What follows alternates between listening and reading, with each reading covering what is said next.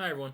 Thank you for joining me today. And I just wanted to discuss my dissertation topic with you. So, the title of my dissertation is Faith, Reason, and the Remaking of American Culture, particularly between the Great Depression and the 1960s.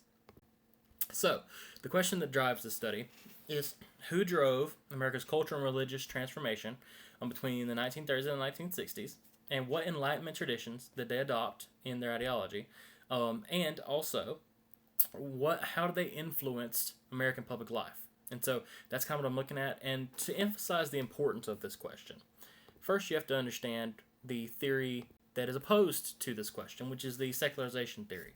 The whole idea of secularization theory is this mentality that America gradually became more secular over time because of modernity, because of the needs of a technocracy to be able to supply the needs of the population.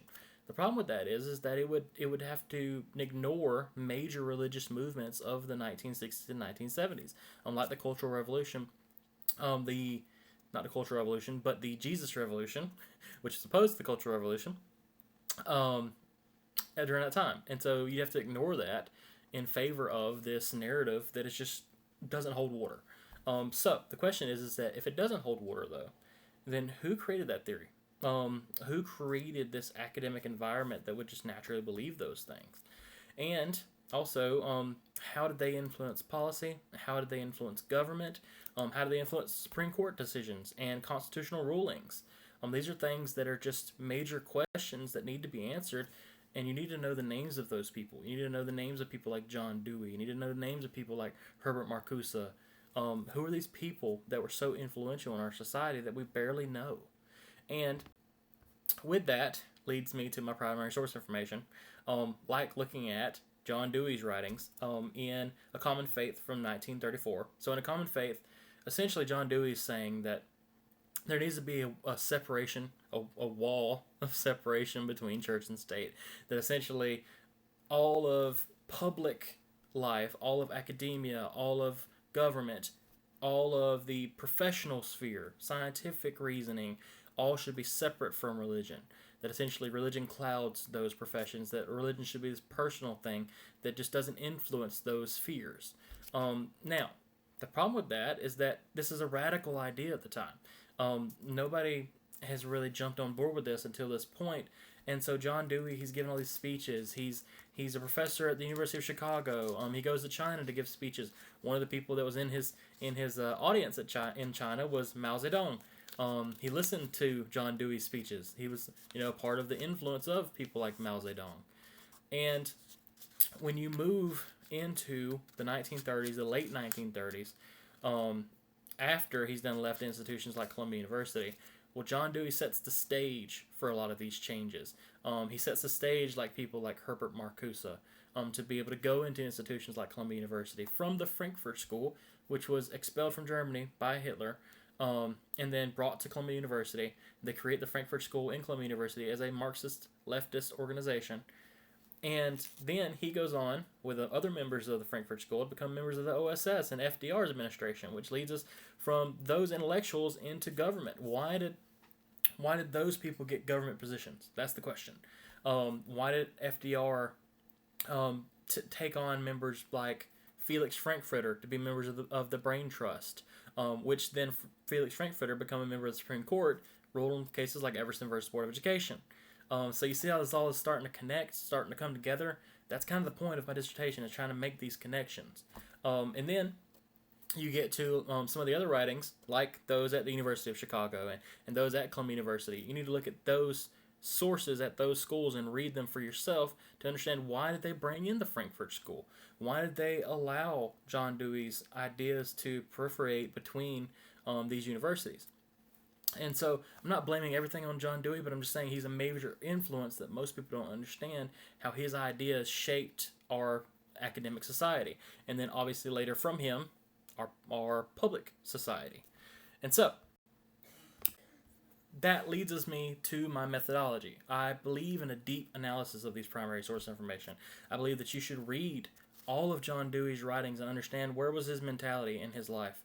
You should also read people like as I was talking about earlier, Herbert Marcuse later in a lot of his writings, and this idea of a post-Christian society. Now, they're not the only two figures that you should read. You should also read people like Hutchins in the University of Chicago and his idea of this secularized academia, this professionalized society that they've tried to create for themselves.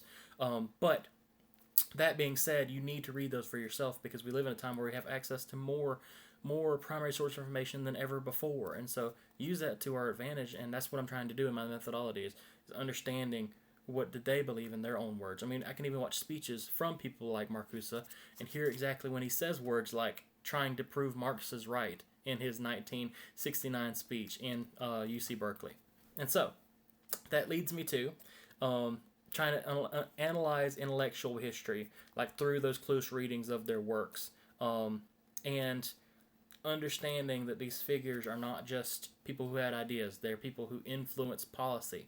They're people who influenced institutions. So that's kind of what I'm trying to get to.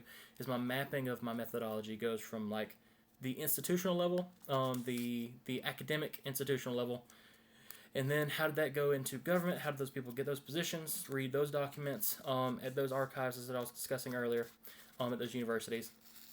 And obviously like FDR's papers and things like that. And then moving into how did that shape policy, which then shaped our culture. And then understand this all needs to be put in the context of a broader sphere. Now obviously America doesn't operate outside of the world. So you need to understand what was happening in international other countries at the time, like Germany and a lot of their, Marxist movements that were outside of obviously Hitler's nationalist socialists. So you need to understand those things. But it's important to also focus in on America in particular, because if you go too broad, you start becoming like a figure like Charles Taylor, which he's a fantastic writer, but he's very, I'd say, broad in his analysis of Western civilization. I'm more focused in on this particular shift, this particular rapid change in this time frame. And so that's where my comparative framing ends. I'm comparative to a point, but I also want to make sure that I don't lose sight of the particulars of American society during this time. Which leads me to situating my dissertation within all these other academic works. I've talked about George Marston before. He's a fantastic writer. He does an excellent job of explaining how the university system became secular. And then you get into people like Stephen Green and his analysis of the legal side of this issue when it comes to Supreme Court decisions like Everson and other Supreme Court decisions that created like this idea that you could not hold religious activities at the school itself. He had to hold them off-site, things like that. These are things that Stephen Green does an excellent job of in the second and the third disestablishment writings.